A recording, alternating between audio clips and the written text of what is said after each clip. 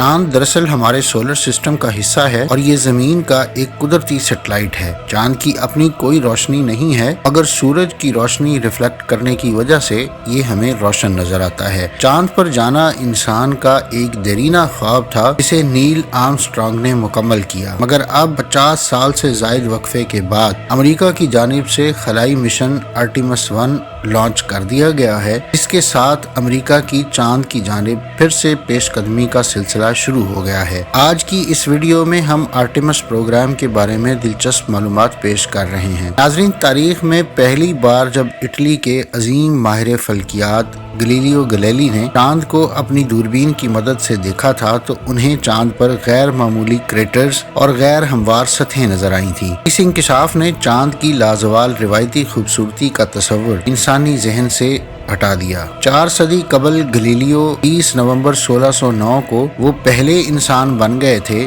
جنہوں نے آسمان کا مشاہدہ اپنی دوربین سے واضح طور پر کیا تھا۔ تب چاند کی اصلیت دکھائی دی۔ گلیلیو نے نہ صرف چاند بلکہ پہلی بار سن سپاٹس کا بھی مشاہدہ کیا اور سیٹرن کے رنگز اور جوپیٹر کے 4 بڑے چاند بھی دریافت کیے۔ زمین سے چاند کا فاصلہ قریب 3,84,400 کلومیٹر ہے اور چاند کا زمین کے گرد ایک چکر 29 یا 30 دنوں میں پورا ہوتا ہے، جس سے ہمارا قمری کیلنڈر تشکیل پاتا ہے۔ ان 412 سال میں انسانی علم اب خلائی دوربین ہبل سے آگے بڑھتا ہوا ڈیپ سپیس تک پہنچ چکا ہے۔ جیمز ویب ٹیلیسکوپ کو دسمبر 2021 میں بھیجا گیا اور یہ اب کائنات کی کھوج میں ماضی میں جھانکنے کی بھرپور صلاحیت رکھتی ہے، جس کے لیے یہ کام کر رہی ہے۔ ویب ٹیلیسکوپ چاند کے فاصلے سے بھی 3 گنا دوری پر ہے اور یہ چاند کی نئی خلائی مہم میں بھی سائنسدانوں کی مدد کر رہی ہے۔ روس اور امریکہ کی سرد جنگ کے زمانے میں جب 12 اپریل 1961 کو روس نے پہلے انسان یوری گاگرین کو خلا میں بھیجا، امریکیوں نے اسے زبردست چیلنج کے طور پر قبول کیا۔ اگرچہ کچھ ہی ماہ بعد امریکی خلا بازوں نے خلا میں کامیابی سے سفر کیا، لیکن جو برتری روس نے قائم کی تھی اس پر امریکی سبقت نہیں لے جا سکتے تھے۔ چنانچہ روس اور امریکی خلائی دور کی برتری میں امریکہ کی طرف سے چاند کی تسخیر کا ہنگامی منصوبہ بنایا گیا۔ امریکی صدر جان ایف کینیڈی نے چاند کی مہم کے لیے خاطر خواہ رقم مختص کر دی تھی اور امریکی قوم سے وعدہ کیا تھا کہ وہ 1970 تک پہلے امریکی کو چاند پر اتاریں گے۔ عوامی سطح پر چاند کے مشن کے لیے بھاری بجٹ مختص کرنے پر بہت احتجاج بھی ہوا تھا، لیکن امریکیوں نے اپنا مطلوبہ ہدف 1 سال قبل 1969 میں ہی حاصل کر لیا۔ دنیا کے پہلے انسان نیل آرمسٹرانگ کے چاند پر قدم رکھنے کے واقعے کی لائیو کوریج کو دنیا بھر میں 650 ملین لوگوں نے دیکھا تھا۔ امریکی صدر جن کا یہ منصوبہ تھا، افسوس یہ کہ وہ اس کامیابی کے وقت موجود نہیں تھے، انہیں 1963 میں ایک قاتلانہ حملے میں ہلاک کر دیا گیا تھا۔ چاند کی تسخیر بظاہر امریکہ کی بہت بڑی کامیابی رہی ہے، اس کے باوجود کچھ لوگوں کا خیال ہے کہ یہ محض جھوٹ اور امریکی ڈرامہ تھا، جبکہ حقیقت میں امریکی چاند پر کبھی نہیں گئے۔ اس بارے میں کئی کتابیں لکھی جا چکی ہیں، مگر پھر بھی اس دعوے کی اصلیت کو ثابت نہیں کیا جا سکا۔ اس میں کتنی سچائی ہے اس کا فیصلہ آئندہ چند سالوں میں ہو جائے گا، جب امریکہ اپنی نئی چاند کی مہم آرٹیمس کے ذریعے خلابازوں کو دوبارہ چاند پر اتارے گا۔ چاند کی تسخیر کے بعد روسیوں نے چاند پر تجربات کی بجائے اپنا رخ سولر سسٹم کے دوسرے سیاروں مرکری اور وینس کی جانب موڑ دیا، جبکہ چاند کی سطح پر بھیجا جانے والا پہلا مصنوعی سیارہ لونا اول روسی ساختہ تھا۔ اپولو خلائی مہم کا آغاز 1968 میں ہوا اور 1972 تک جاری رہا۔ اپولو خلائی مشن کے ذریعے چاند کی 9 مہمات کی گئیں، جن میں 24 خلابازوں نے حصہ لیا۔ نیل آرمسٹرانگ پہلے انسان بن چکے تھے جنہوں نے چاند کی سطح پر اپنا قدم رکھا، جبکہ چاند کی سطح پر اترنے والے دوسرے اسٹرونومر بز الڈرن تھے۔ آرمسٹرانگ کا انتقال 25 اگست 2012 کو ہوا، جبکہ مشن میں شامل تیسرے خلاباز پائلٹ مائیکل کولنز چند سال پہلے فوت ہوئے ہیں۔ 22 خلابازوں نے چاند کے اطراف جہاز میں رہتے ہوئے چکر مکمل کیے، 12 خلابازوں نے چاند پر چہل قدمی کی، 3 خلاباز 2 بار چاند کے سفر پر بھیجے گئے۔ اپولو کے 13ویں مشن میں تکنیکی خرابی پیدا ہو گئی تھی، جس کی باعث یہ مشن ناکام ہوا تھا۔ اس بارے میں فلم اپولو 13 بھی بنائی جا چکی ہے، جس میں مرکزی کردار ٹام ہینک نے ادا کیا ہے۔ اس مشن کے خلابازوں میں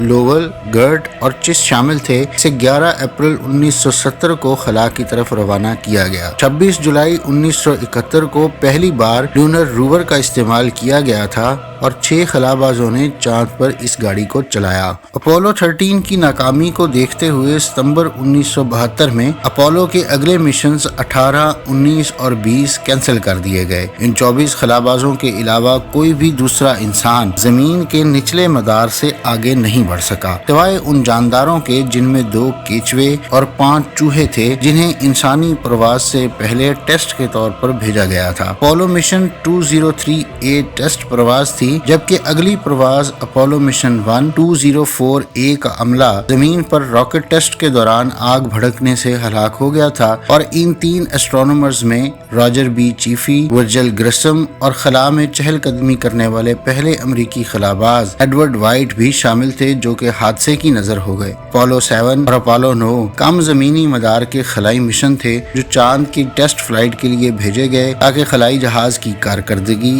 اس کے اجزاء اور ڈاکنگ کے عمل کی جانچ پڑتال کی جا سکے۔ 20 جولائی 1969 کی یادگار تاریخی چاند پر لینڈنگ کی پرواز میں آرمسٹرانگ اور ایلڈرن نے چاند کی سطح پر مجموعی طور پر 21 گھنٹے اور 36 منٹ وقت گزارا تھا۔ سب سے زیادہ چاند پر چہل قدمی امریکی خلاباز سرنان کی جانب سے کی گئی، انہوں نے 7 گھنٹے اور 37 منٹ کا وقت چاند پر چلتے ہوئے بتایا۔ آرٹیمس اول کے ذریعے ایک غیر انسان بردار خلائی جہاز اورائن کو بھیجا گیا تھا۔ یہ ایک ماڈرن اور انتہائی طاقتور راکٹ ہے جسے میگا مون راکٹ بھی کہا جا رہا ہے۔ چاند کو دوبارہ سر کرنے کے آرٹیمس پروگرام کے تحت چاند کا ایک چکر کامیابی سے مکمل کیا جا چکا ہے۔ 3 ہفتوں کے چاند کے سفر کی کامیاب تکمیل کے بعد ناسا کو یقین ہے کہ وہ پہلا خلائی جہاز چاند کی سطح پر اتار پائے گا، اور اسی طرح اگلے مارس مشن پر بھی انسان کو روانہ کیا جا سکے گا، جہاں اس کا واسطہ ڈیپ سپیس میں موجود ریڈیشن سے بھی پڑے گا۔ اس مشن میں یورپ کی جانب سے سروس ماڈیول رکھا گیا ہے جو کہ کامیابی سے علیحدہ ہو جاتا ہے۔ اس کا پہلا سٹیج